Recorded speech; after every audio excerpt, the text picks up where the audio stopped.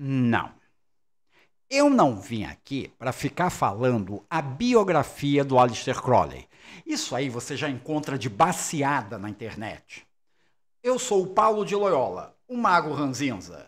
E hoje a gente vai falar do Eduardo Alexandre Crowley.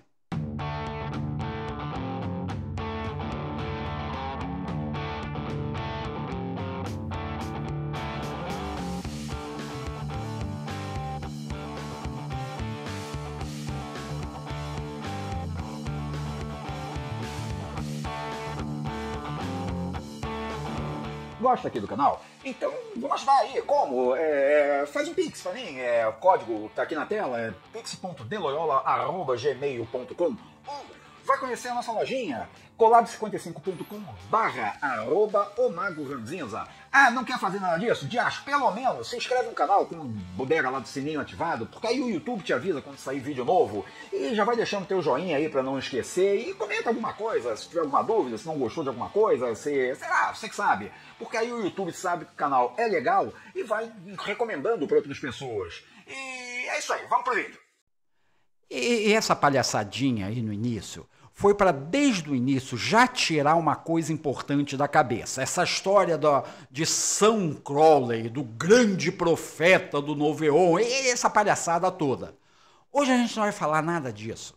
Hoje a gente vai olhar para o ser humano Edward Alexander Crowley. Um ser humano que, convenhamos, estava longe de ser o que qualquer pessoa de bom senso chamaria de um cara legal. Não, ele não era. O bicho era arrogante para cabojas, adorava ser o centro do universo e realmente ele tinha como objetivo de vida ser famoso. E eu não estou inventando nada disso não, tá? Uma lida rápida na própria autobiografia do cara já mostra isso. E olha, até agora só estou falando das características de personalidade, porque sinceramente eu acho que se eu tivesse que passar 5 minutos com esse sujeito, no terceiro eu já estaria considerando enfiar uma muqueta na cara dele. Ele não parava por aí. O comportamento do Crowley era claramente misógino. O sujeito realmente acreditava que mulheres eram inferiores aos homens, de uma forma que ia muito além do machismo cultural da época dele, que já não era pouco. Naquela cabeça, a única função da mulher era servir ao macho para que ele tivesse todo o conforto para chegar nas realizações dele. As duas das maiores divindades em Telemann são femininas, Nuit e Babalon. São. Mas isso não significa que a visão do Crowley tinha delas fosse lá muito lisonjeira. Nuit normalmente é colocada quase como uma divindade assexuada, enquanto para Babylon ele construiu uma imagem que até hoje tem mais a ver com um fetiche sexual do que com uma divindade tão poderosa. E como se já não bastasse isso, em vários pontos dos seus diários, o Crowley denota um racismo bem exacerbado. Ele coloca qualquer grupo étnico que não seja europeu como inferior. Ele até dava um desconto para as culturas orientais e islâmicas. Mas por quê? Porque ele gostava dessas culturas. Mas se você não estava no círculo de gostos pessoais dele, você era uma criatura inferior e pronto. Afrodescendentes, então, eram colocados quase que como animalescos. E para um sujeito que vivia com a Cabalá na cabeça, a opinião que ele tinha dos judeus também não era das mais coerentes, né? Indo mais fundo, a gente também consegue ver uma série de comportamentos que denotam que o sujeito tinha probleminhas. Havia ali muito rancor acumulado contra o cristianismo, muito por conta de ele ter sido criado dentro de uma comunidade altamente religiosa, que era a Irmandade de Plymouth. Isso já traumatizaria qualquer ser humano decente, quanto mais um indecente quanto ele, né? Esse rancor se manifestava muito como uma relação de amor e ódio, onde ele estava sempre tentando buscar atitudes que atacassem o cristianismo, Tipo aquele ritual onde ele crucificou o coitado de um sapo. Mas, por outro lado, sem conseguir romper o cordão umbilical que ele tinha com essa religião.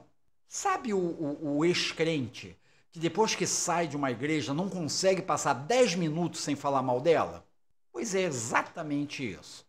E outra coisa que mostra bem o tipo de personalidade que ele tinha era aquele senso de humor, de tiozão de churrasco dele, né? E olha, isso eu nem vou me dar o trabalho de comentar. Tá, mas e daí? É pra gente cancelar o Crowley, jogar a Telemann e tudo que ele escreveu no lixo? Não, né? Isso seria ter o comportamento de um rinoceronte com enxaqueca ou de um telemita de rede social. O que não podemos, ou pelo menos não deveríamos fazer, é manter o comportamento de que o Crowley era algum tipo de entidade sobre-humana, semidivina, com um caminho iluminado que vai nos guiar a um paraíso qualquer desses aí, não importa. A gente tem que entender que o Crowley era um ser humano como qualquer outro e que fazia merda. No caso dele, muita merda. E também pensava muita merda e que tinha muita opinião de merda. Diacho, basta ler os textos dele, esses que não são ligados ao ocultismo, etc., para você ver quanta opinião torta que ele dá. E o que é muito curioso, se você pegar Telemann, sua essência, nos valores básicos, e comparar com muita coisa que o Crowley falava, escrevia e principalmente fazia, você vai ter aí um belo exemplo de contradição ou de hipocrisia, sei lá. De qualquer forma, fica nítido que ele mesmo não era tão afeito assim a seguir tudo o que ele propunha. Ou melhor, Telemann propõe. Então, o que vamos fazer? Novamente, entender que o cara era um ser humano, não uma figura a ser adorada ou vista como perfeito, tipo o que a garotada faz hoje com influenciadores no Instagram. Aliás, eu acho que se o Crowley vivesse nos dias de hoje, ele ia largar a mão dessa coisa de ocultismo e virar influenciador ou youtuber. Entendendo que ele não era perfeito, a gente tem que entender que os seus escritos, de qualquer tipo que sejam, também não eram. Por isso, não se deve aceitar qualquer coisa que ele tenha escrito sem um olhar cético e crítico. Como, aliás, com qualquer coisa, né?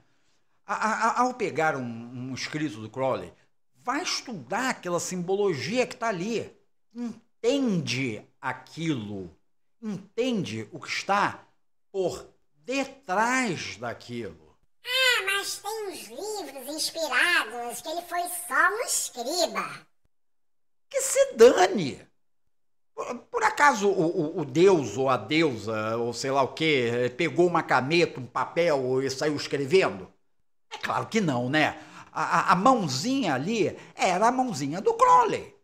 Então não importa o quão inspirado e em contato com as mais altas esferas divinas ele estivesse, essa informação ainda estava passando pela cachola dele, sendo filtrada pela mente dele e influenciada pelo monte de bagulho que ele tinha lá dentro. E outra coisa que a gente tem que lembrar é que o mundo mudou para cabojas nos últimos 100 anos. O nosso contexto social, tecnológico e histórico é uma coisa que não tinha a menor chance do Crowley entender. Aliás, ninguém da época dele. Ele teria se sentido completamente perdido nos dias de hoje. Então, querer que apliquemos os mesmos conceitos de um sujeito de 100 anos atrás no que temos hoje é burrice. Aliás, é um tipo de burrice que tem até nome, né? Fundamentalismo. Dito isso, vamos olhar para o outro lado. Vamos olhar para Telemann. Sem esse fantasma careca e desagradável. Porque o moço aí pode ter dado o pontapé inicial, mas Telemann não tem dono. Crowley não é dono de Telemann. Até porque ele já morreu faz um tempo. Telemann é um conceito vivo que não se pode prender a dogmas, fundamentalismos ou ortodoxias. Porque se acontecer isso, vai se perder também a um grupo de pessoas ou a um espaço social histórico. E quando essas pessoas morrerem, ou esse espaço se for, babou Telemann. Acabou. Telemitas precisam olhar constantemente para si e se perguntar: para que essa bodega? Como Telemann está impactando em mim mesmo e no mundo? E como eu e o mundo estamos impactando Telemann? Isso é muito mais importante do que ficar decorando o livro de Crowley e recitando que nem papagaio. E mesmo esses livros precisam ser contextualizados, entendidos em suas estruturas e adaptados para o aqui e agora. Não, eu não estou falando em mudar os textos, e sim o entendimento que temos sobre eles. Porque isso também está na essência de Telemann. A capacidade de olhar algo que está em nosso passado e compreender como o que está nesse passado possa ser transformado para que faça sentido no aqui e agora. O aqui e agora do mundo e o seu pessoal. Ou, se não fizer sentido, descartado. Ah, mas e o Crowley? Eu acho que mais do que um monte de papel escrito com coisas estranhas e algumas desagradáveis, ele pode ter nos deixado uma lição. A de que se mesmo um sujeito tão falho quanto ele conseguiu deixar uma obra como a que ele deixou, que mesmo cheio de problemas ainda serviu de base para tanta coisa incrível, então qualquer um de nós pode fazer a mesma coisa. Não precisa santidade ou perfeição, só precisa mesmo dessa vontade de fazer. Então, ao invés de ficar beijando o traseiro ectoplásmico do Crowley, vamos trabalhar para que Telemann não acabe enterrada no túmulo do Crowley. E por hoje